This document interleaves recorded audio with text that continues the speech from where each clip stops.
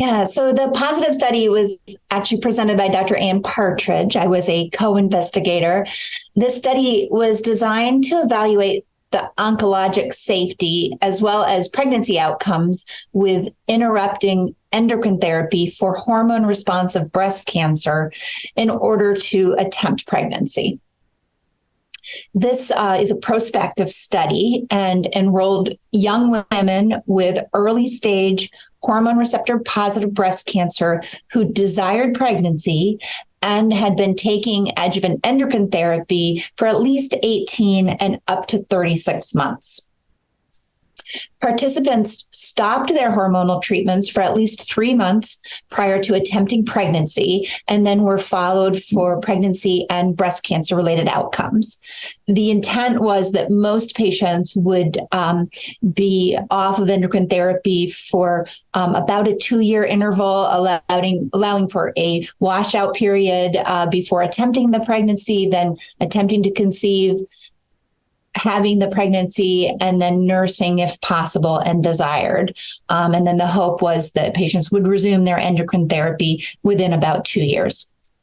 So the primary endpoint of the study was breast cancer-free interval, which was defined as the time from enrollment to the first breast cancer event, whether local, regional, or distant recurrence, as well as a new invasive contralateral breast cancer.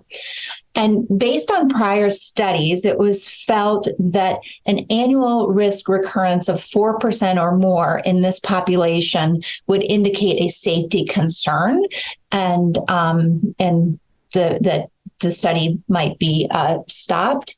They did not meet that safety concern.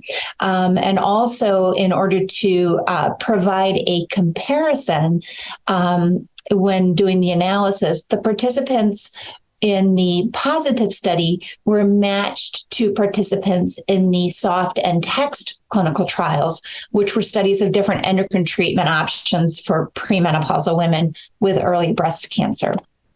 So for the primary endpoint of the positive study, the rate of breast cancer-free interval events at 3 years was 8.9%. That was very similar to the event rate observed in the matched patients from the SOFT and TEXT trial, where the breast cancer-free interval event rate was 9.2%. So again, this confirms, at least in the short term, that interrupting endocrine treatment to attempt pregnancy appears to be safe. The study also looked at pregnancy outcomes.